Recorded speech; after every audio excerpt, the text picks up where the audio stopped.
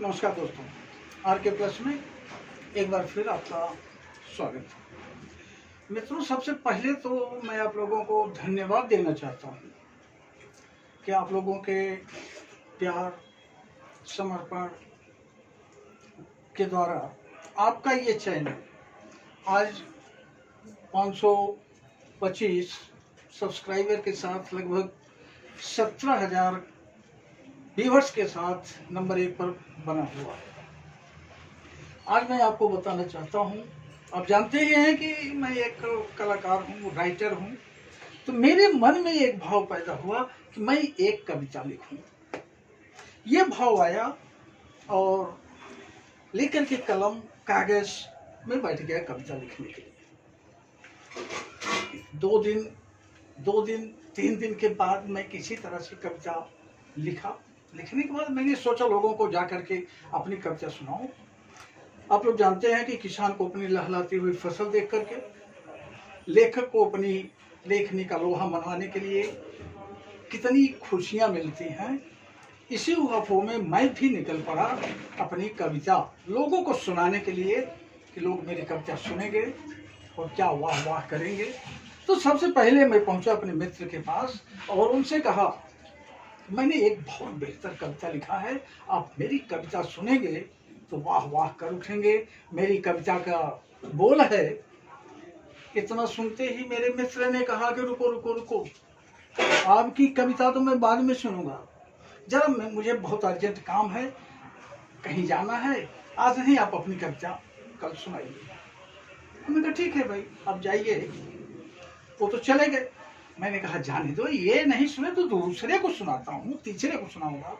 फिर दूसरे मित्र के पास पहुंचा, उनसे राम राम नमस्कार हुआ। भाई कैसे आना हुआ? अरे कैसे क्या आना हुआ, मैंने एक बहुत बेजोड़ कविता लिखा है, वही कविता आपको सुनाना चाहता हूँ। तो आप ध्यान दीजिए, मेरी कविता के बोल हैं। इतना कहते ही उन्होंने कहा रुको रुको रुको, आप अपनी कविता के बोल बाद में सुनाइएगा, जरा मुझे बड़े अर्जेंट काम से तहसील जाना है, मैं वहां से जाकर के लौट के आता हूँ, फिर मैं आपकी कविता सुनता हूँ। वो भी चलते बने।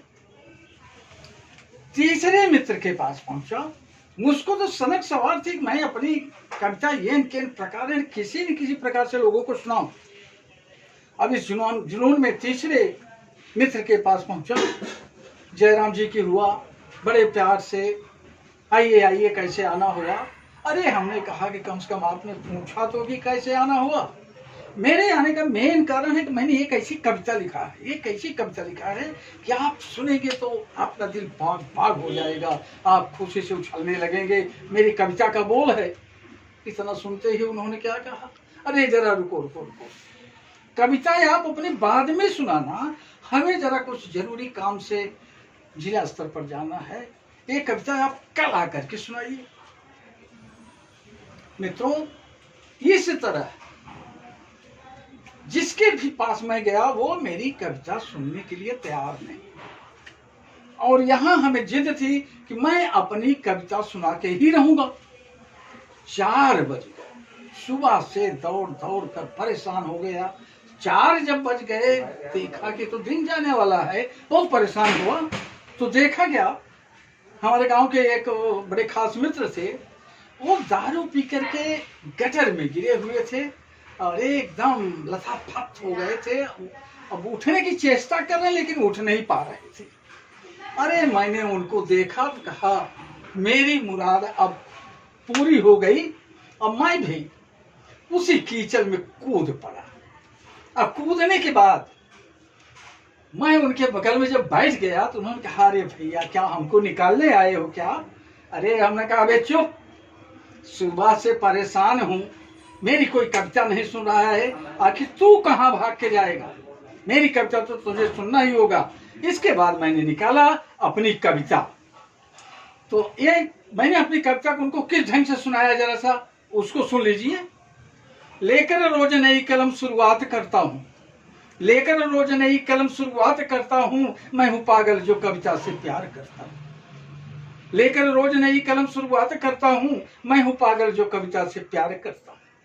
कविता से भरे हैं रंग सृष्टि के सारे, कविता से भरे हैं रंग सृष्टि के सारे, किसी न किसी रंग से मुलाकात करता हूँ, मैं हूँ पागल जो कविता से प्यार करता हूँ।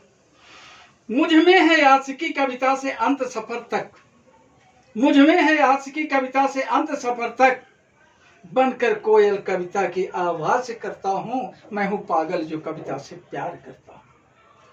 कवि से है कविता, कवि से है कविता, कविता है सारा संसार, भाव भरे शब्दों की बरसात करता हूँ, मैं हूँ पागल जो कविता से प्यार करता हूँ।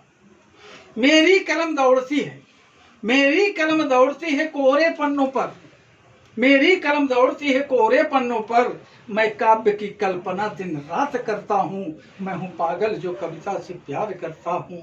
लेकर रोज नई कलम शुरुआत करता हूँ, मैं हूँ पागल जो कविता से प्यार करता हूँ। ये रही मेरी कविता। इसके बाद उस शख्स ने कहा भैया अब आपकी कविता मैंने सुन लिया, अब आप हमको निकाल दीजिए। तो भैया उनका भी हाथ पकड़ करके मैंने बाहर निकाला और नहा धो करके एकदम साफ सुथरा होने के बाद में यह संदेश आपको देने के लिए मैं आ गया। धन्यवाद।